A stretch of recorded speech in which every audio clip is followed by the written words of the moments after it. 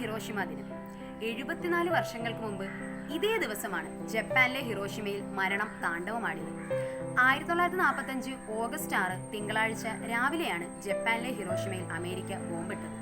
അമേരിക്കയുടെ ആണവായുധ നിർമ്മാണ പദ്ധതിയായിരുന്ന മാൻഹട്ടാൻ പ്രോജക്ടിന്റെ ഭാഗമായി നിർമ്മിച്ച യുറേനിയം ബോംബാണ് ഹിരോഷിമയിൽ പതിച്ചത്. ലിറ്റിൽ ബോയ് എന്നാണ് ആ ബോംബിനെ വിശേഷിപ്പിച്ചത്. രണ്ടാം ലോക മഹായുദ്ധത്തിന്റെ ഭാഗമായിട്ടാണ് അമേരിക്ക ഇത്തരമൊരു പാതകം നടത്തിയത്. ഇന്നും ലോക മനസ്സുകളെ നടുക്കിയ മനുഷ്യ സൃഷ്ടിയായ ഒരു വലിയ ദുരന്തത്തിന്റെ ഓർമ്മയാണ് ഓഗസ്റ്റ് 6 ഹിരോഷിമയിൽ. ഓരോ ഹിരോഷിമ ദിനവും മനുഷ്യരാശി ഓർമ്മിപ്പിക്കുന്നത് യുദ്ധരഹിത ലോകത്തെക്കുറിച്ചാണ്. സമാധാനത്തിനായി ഓരോ മനുഷ്യനും പ്രതിജ്ഞ എടുക്കേണ്ട സമയമാണ്.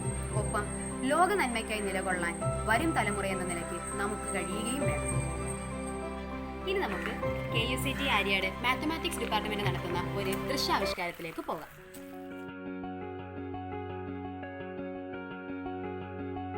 Good morning sir. Good morning sir. Good morning sir. Morning dear students. അപ്പോൾ ഇന്ന് എല്ലാവരും വന്നിട്ടുണ്ടല്ലോ അല്ലേ ക്ലാസ്സില്? വന്നു സർ. നിങ്ങൾ എല്ലാവരും ഭക്ഷണമൊക്കെ കഴിച്ചോ? കഴിച്ചു സർ. ഓക്കെ, അപ്പം നമുക്ക് പഠിച്ചു തുടങ്ങാം. അതിനു മുന്നേ ഇന്നത്തെ ദിവസത്തിന്റെ പ്രത്യേകത ആർക്കെങ്കിലും അറിയാമോ? ഇന്ന് ഹിരോഷിമ ദിനമല്ലേ സർ? അതെ, മിടുക്കി. ഇന്ന് ഓഗസ്റ്റ് 6 നാം എല്ലാവരും ഹിരോഷിമ ദിനമായി ആചരിച്ചു വരുന്നു. ഹിരോഷിമ എന്നാൽ എന്താണ് സാർ? പറഞ്ഞുതരാം. ഹിരോഷിമ എന്നത് ജപ്പാനിലെ പ്രശസ്തമായ ഒരു നഗരമാണ്. സാർ, എന്തുകൊണ്ടാണ് ഓഗസ്റ്റ് 6 ഹിരോഷിമ ദിനമായി ആചരിക്കുന്നത്? അത് ഒരു കഥയാണ്. ഒരുപാട് വർഷങ്ങൾക്ക് മുൻപ് ജപ്പാനിൽ നടന്ന ഒരു ദാരുണമായ കഥ.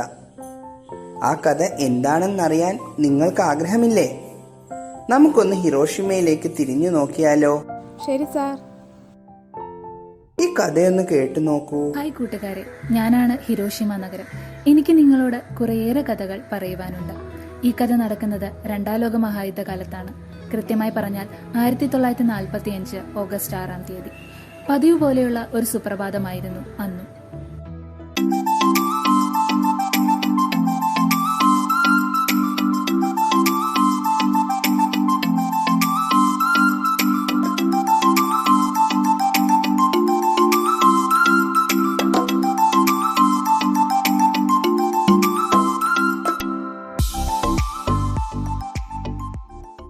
കണ്ടില്ലേ, എത്ര മനോഹരിയായിരുന്നു ഞാൻ.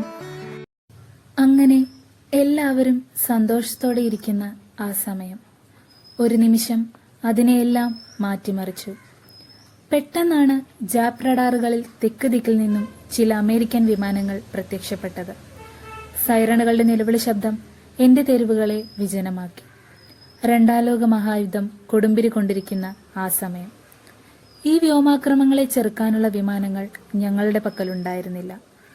ഏകദേശം സമയം 8 മണി കഴിഞ്ഞ് 9 അമേരിക്കൻ വ്യോമസേനയുടെ എനൊലാഗെ എന്ന B-29 സൂപ്പർ ഫോർട്രസ് എന്നിലേക്ക് അടുത്തു തുടങ്ങി.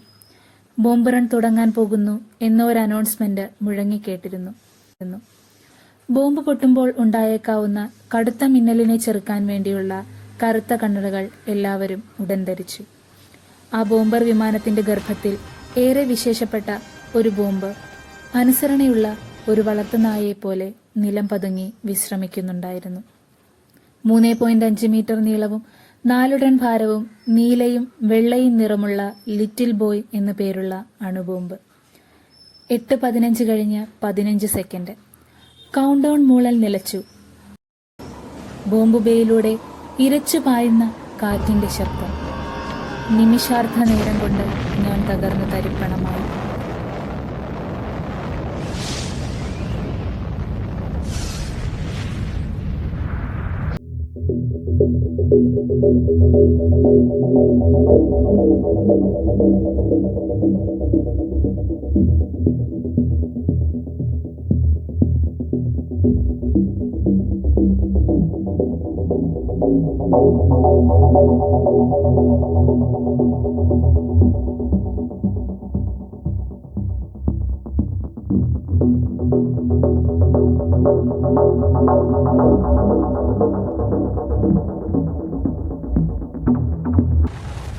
എല്ലാം ചാരമായി എന്നിലേക്ക് തന്നെ പതിച്ചു. ശവശരീരങ്ങൾ എൻ്റെ മേൽ കുന്നുകൂടി. കുഞ്ഞുങ്ങളുടെയും മറ്റും കരച്ചിൽ എൻ്റെ ഹൃദയം തകർത്തു. ചുറ്റും പുകപടലങ്ങളും ചോരപ്പാടുകളും. കണ്ടില്ലേ, നിങ്ങൾ കാണുന്നില്ലേ? ഇതാണ് എൻ്റെ ഇപ്പോഴത്തെ അവസ്ഥ.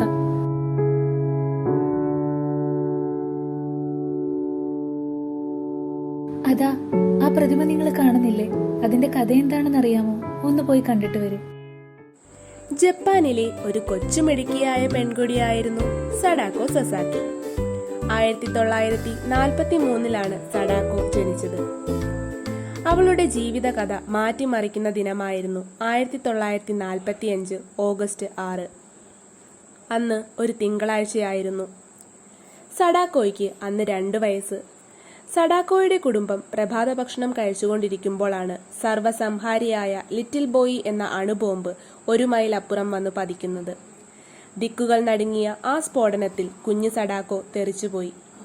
അവൾ മരിച്ചു എന്ന് കരുതി അവളുടെ അമ്മ അടുത്തെത്തിയപ്പോൾ അമ്മ കണ്ടത് ജീവനോടെയിരിക്കുന്ന സഡാക്കോയെയായിരുന്നു. ഇതിനെയെല്ലാം അവൾ അതിജീവിച്ചു. അങ്ങനെ വർഷങ്ങൾ കടന്നുപോയി.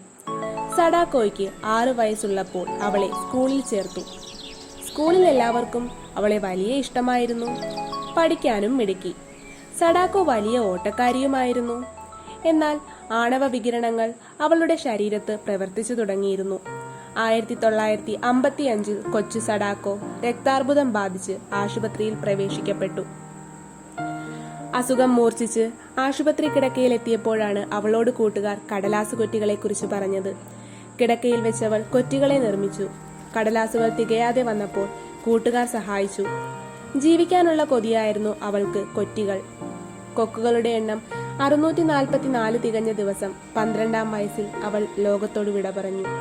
2ാം ലോകമഹായുദ്ധം കണ്ട ഏറ്റവും പൈശാചികമായ അണുബോംബ് വർഷം കവർന്നെടുത്ത മറ്റൊരു ജീവൻ കൂടിയായി സഡാക്കോ സസാക്കി എന്ന പേര്. ഇതൊരു പെൺകുട്ടിയുടെ മാത്രം കഥയാണ്. ഇനിയുമുണ്ട് ഒരുപാട് പേർ. കൈകാലുകൾ നഷ്ടപ്പെട്ടവർ, മക്കളെ നഷ്ടപ്പെട്ടവർ, അങ്ങനെ അനേകം അനേകം പേർ.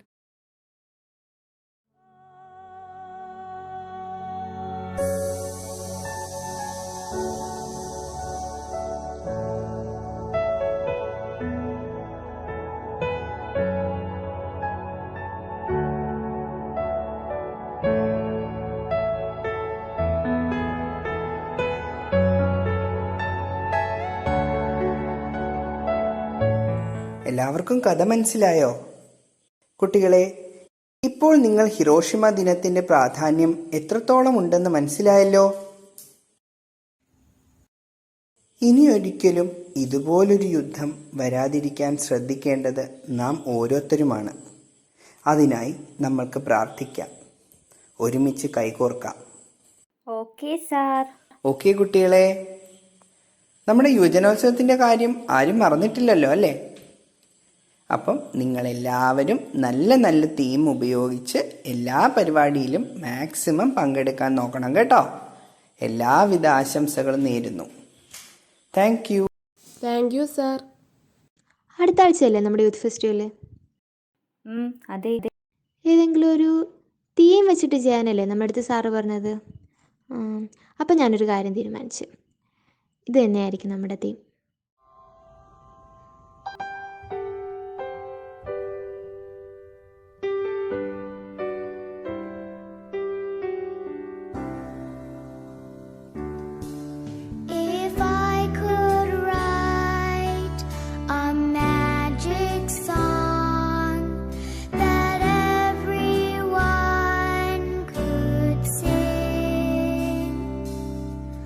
I would write of love.